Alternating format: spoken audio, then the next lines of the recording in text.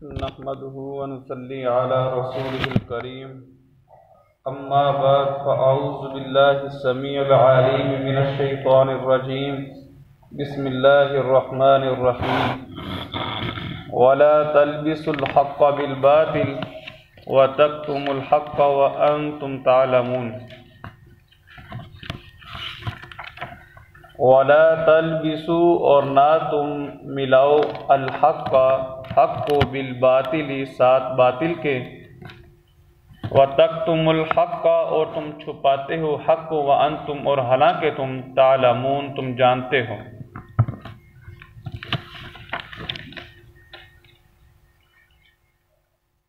عزیز ساتھیوں، ابھی یہاں پر اللہ رب العالمین کا یہود کے ساتھ بنی اسرائیل کے ساتھ خطاب چل رہا ہے۔ پچھلے سبق کے اندر ہم نے سماعت فرمایا کہ اللہ رب العالمین نے حکم دیا وَآمِنُوا بِمَا أَنزَلْتُ کہ ان چیزوں پر ایمان لاؤ جو میں نے نازل کی ہیں، مُصَدِّقًا لِمَا مَعَكُمْ، اور ان کی خاصیت یہ ہے کہ جو چیزیں تمہارے پاس ہیں وہ ان چیزوں کی بھی تصدیق کرتی ہے۔ وَلَا تَكُونُوا أَوَّلَ كَافِرٍ بِهِ، اور تم سب سے پہلے اللہ کی نازل کردہ چیزوں کا انکار کرنے والا نہ بنو۔ آگے فرمایا وَلَا تَشْتَرُوا بِآيَاتِ ثَمَنًا قَلِيلًا، اور میری آیات کو تھوڑی قیمت پر نہ بیچو۔ یہاں پر ایک چیز کی وضاحت باقی تھی، وہ یہ ہے کہ بعض جو ہمارے سامنے چیزیں ایسی ہوتی ہیں، مثال کے طور پر علماء کی تنخواہیں، بعض لوگ سمجھتے ہیں کہ یہ بھی انہی چیزوں کے اندر آتا ہے کہ اگر کوئی عالم دین کی خدمت کر کے پیسے وصول کرتا ہے تو وہ بھی اسی میں آتا ہے وَلَا تَشْتَرُوا بِآيَاتِ ثَمَنًا قَلِيلًا، کیونکہ وہ پیسے لے رہا ہے قرآن سکھا کر۔ عزیز بھائیو، ایسی بات بالکل بھی نہیں ہے۔ اللہ کے نبی علیہ السلام کے دور میں مبلغ کی باقاعدہ تنخواہ تھی، مؤذن کی باقاعدہ تنخواہ تھی کہ وہ اذان دیتا ہے۔ اسی طریقے سے اگر کسی آدمی کی ذمہ داری لگائی جاتی کہ جاؤ تم جا کر زکوٰۃ اکٹھی کرو ساتھیوں سے، اس کو بھی معاوضہ دیا جاتا کہ تم نے دین کا کام کیا ہے، ساتھیوں کے پاس گئے ہو، جا کے زکوٰۃ اکٹھی کی ہے، اس کو بھی اللہ کے نبی علیہ السلام معاوضہ دیا کرتے تھے۔ تو اس کا معنی یہ نہیں ہے کہ دین کا کام کر کے کوئی آدمی پیسے وصول نہیں کر سکتا، بلکہ یہاں پر پیسے وصول کرنا باقی شعبوں سے پیسے وصول کرنے سے زیادہ اہم ہے۔ اللہ کے نبی علیہ السلام نے تلقین کی ہے کہ یہ آدمی دین کی خدمت کر کے جو مال اکٹھا کرتا ہے، جو رزق حاصل کرتا ہے، جو پیسے وصول کرتا ہے، وہ پیسے بڑی اہمیت کے حامل ہیں، اور تمام قسم کی کمائی سے زیادہ افضل کمائی یہی ہے۔ آپ دیکھیں کہ ایک دنیا دار سکول کی تعلیم دیتا ہے تو وہ پیسے وصول کرتا ہے، تنخواہ وصول کرتا ہے، ظاہر ہے اس نے اپنا پیٹ پالنا ہے۔ اب ایک آدمی دو کشتیوں پر سوار تو نہیں ہو سکتا۔ ایک آدمی جس نے دین کی تعلیم دینی ہے، دین کی تبلیغ کرنی ہے، ظاہر ہے اس کا بھی پیٹ تو لگا ہے، اس نے بھی تو اپنا ذریعہ معاش کرنا ہے، تو وہ کہاں سے کرے گا؟ ایسے لوگوں کی حوصلہ افزائی عام لوگوں سے زیادہ ہونی چاہیے۔ اس کی وجہ یہ ہے کہ وہ لوگ ان کو کوئی چیز پریشان نہ کرے کہ ہم نے کمائی کہاں سے کرنی ہے، ان کی ضروریات ان کی تبلیغ کے اندر رکاوٹ نہ بنے۔ آپ میری بات سمجھ پائے ہیں؟ جو ایک مبلغ ہے اس کی ضروریات، اس کی تبلیغ کے اندر اس کے مقصد میں رکاوٹ نہ بنے، اس لیے اس کے لیے اس چیزوں کا خیال رکھنا باقی چیزوں سے نہایت ضروری ہے۔ مساجد کو آباد کرنا ایک مبلغ کا کام ہوتا ہے، اگر اس کو اس کی ضروریات پوری کر دی جائیں، اس کو کسی قسم کی پریشانی نہ ہو، وہ خوشی کے ساتھ زیادہ کام کرے۔ لیکن ایک آدمی جو دین کا کام کرتا ہے، پھر اس کے اوپر اس طرح کی چیزیں آ جاتی ہیں، ضروریات آ جاتی ہیں جس طرح ہم سب کی آتی ہیں، تو وہ آدمی پریشان ہو جاتا ہے کہ میں کہاں پر آ گیا ہوں۔ آپ دیکھیں ہم کالج میں پڑھتے ہیں، ایک لیکچر کی تنخواہ کتنی زیادہ ہے، ہم سوچ نہیں سکتے، ایک لیکچر کی۔ اور پھر آپ وہاں پر دیکھیں کہ وہاں پر جو ٹیچر دنیا کی تعلیم دے رہا ہے، وہاں پر وہ کالج میں بھی پڑھا رہا ہے، کالج سے گھر جاتا ہے، گھر جا کے اکیڈمیز پڑھاتا ہے، کیوں؟ پیسہ نظر آ رہا ہے اسے، اس کو تنخواہیں لگی ہوئی ہیں، وہ کام زیادہ کرتے ہیں۔ تو باہر کیا، دین کے کام کے لیے ہمیں یہ کام نہایت بخوبی انداز سے کرنا ہوگا۔ اگر ہم چاہتے ہیں کہ دین کا کام پھیلے، لوگ مساجد کے اندر آئیں، مساجد آباد ہوں، تو اس کے لیے ضروری یہ ہے کہ جو خطیب ہوں، امام ہوں، واعظ ہوں اور اس طرح کے اور مبلغین ہوں، ان کی کم از کم ہم اخلاق کے ساتھ جتنے بھی ہو سکے، خاطر خواہ تو کر سکتے ہیں، ان کو محبت تو دے سکتے ہیں۔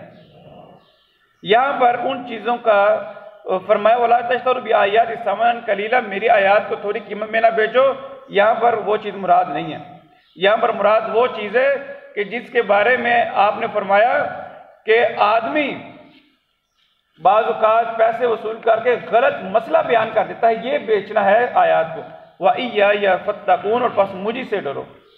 آگے یہ دیکھیں اسی سے متعلق آیت ہے، وَلَا تَلْبِسُوا الْحَقَّ، اور نہ تم ملاؤ حق کو بالباطل، باطل کے ساتھ۔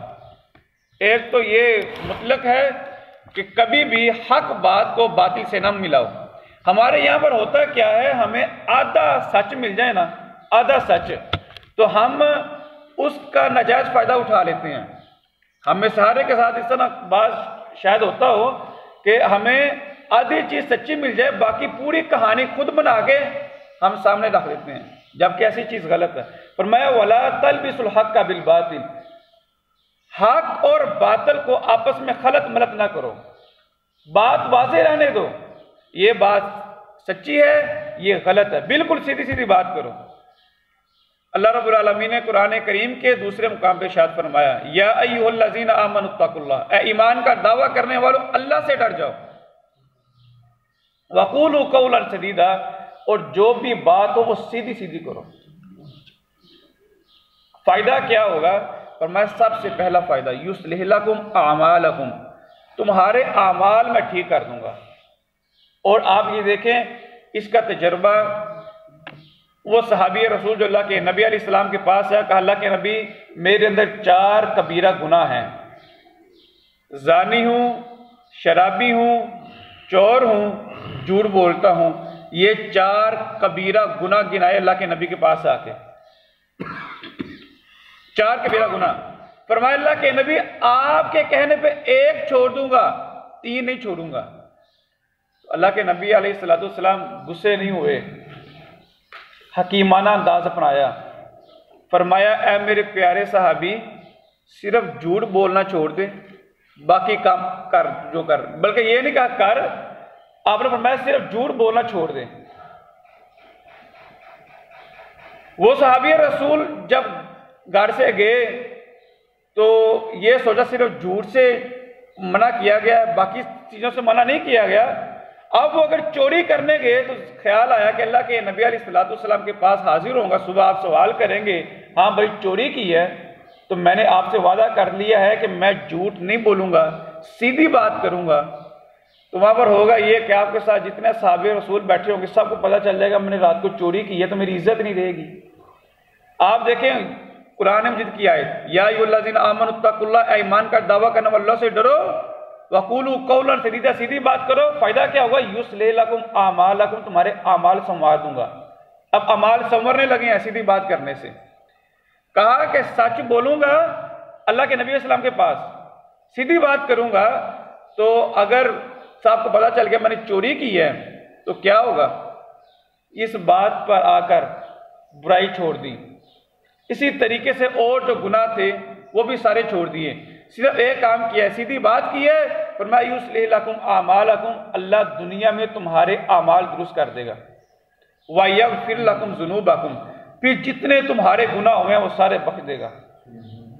یہ دو گناہ اللہ رب العالمین نے بیان کیے ہیں، اور انسان جب سچے طریقے سے اللہ رب العالمین سے توبہ کرتا ہے تو اللہ رب العالمین بیان کرتے ہیں کہ اگر انسان کے جو معاملات بگڑے ہوئے ہیں، اللہ رب العالمین انسان کی توبہ کی وجہ سے بگڑے ہوئے تمام معاملات پھر سے نئے سرے سے ٹھیک کر دیتے ہیں۔ تو یہاں پر ارشاد فرمایا وَلَا تَلْبِسُوا الْحَقَّ بِالْبَاطِلِ، حق اور باطل بات کو آپس میں نہ ملاؤ، وَتَكْتُمُوا الْحَقَّ، اور تم حق بات کو چھپاتے ہو، جو صحیح بات ہوتی ہے اس کو چھپاتے ہو۔ اللہ کے نبی علیہ السلام کا فرمان ہے، فرمایا کہ جو آدمی جھوٹ بولتا ہے کل قیامت کے روز اللہ رب العالمین اس کو آگ کی لگام پہنائے گا۔